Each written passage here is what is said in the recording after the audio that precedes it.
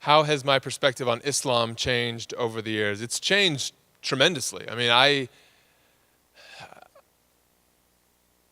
probably started out like many people post 9/11, very confused about Islam. I didn't have much of a background to know anything about it. I don't know that I'd ever met a Muslim when 9/11 occurred, and then suddenly Muslims are thrown into the international spotlight. And even if a lot of the media and politicians were trying to be nuanced, I mean, you couldn't hardly help it. I mean, we're all wired that way. We need boxes to put people in, and that's just how we all work. It's not that we're all out to get Muslims. I don't think that's really what was going on after 9/11, but so many of us became very, very afraid, and I was in that group. And our church said, we want to send this team over to Turkey to continue to be a part of this post-earthquake cleanup thing that was going on. There was a big earthquake in Turkey, I think it was 99, and so our church had developed some relationships there.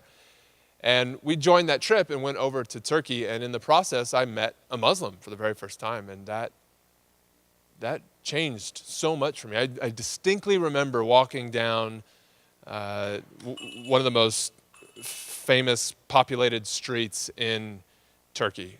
They're sort of big shopping district. And I distinctly remember walking down this street with this college student and trying to convince this college student that my God was right and her God, Allah, was wrong. That was my worldview. That was how everything I'd ever been raised on was directed. And she just wouldn't bite. Like, she wasn't accepting the premise of my argument that there were two gods. And she challenged me and said, well, do you believe there's two gods? And I said, no, that's what I'm trying to tell you, And the more and more we got into it, the more she sort of schooled me on Islam and schooled me on what they actually believe. And it was like, I mean, it wasn't working. None of my arguments, none of my prepared statements or my pamphlets were going to work with this girl because she didn't fit into the box that all my stuff had been designed to tear down. And I think in that moment, making a relationship with a young woman that my wife and I befriended named Bahar, I started just releasing some of this and just started being open to relationship, being open to friendship, being open to the idea that maybe not every Muslim's the same. I knew intuitively that not every Christian was the same.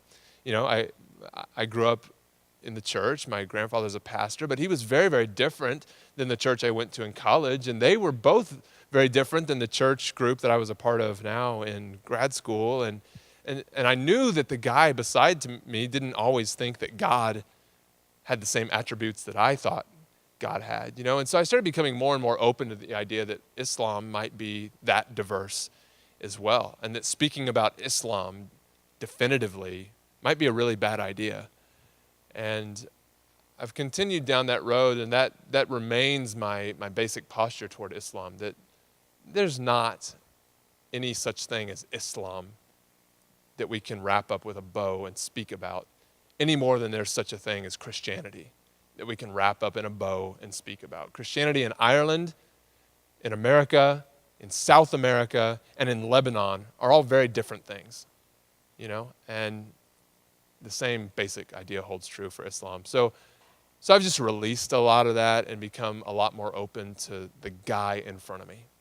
Where's he? What does he think? What's he going through? What's his relationship with God like? What's his relationship with his neighbor like? What's his relationship with the earth like? And just engaging that on that way.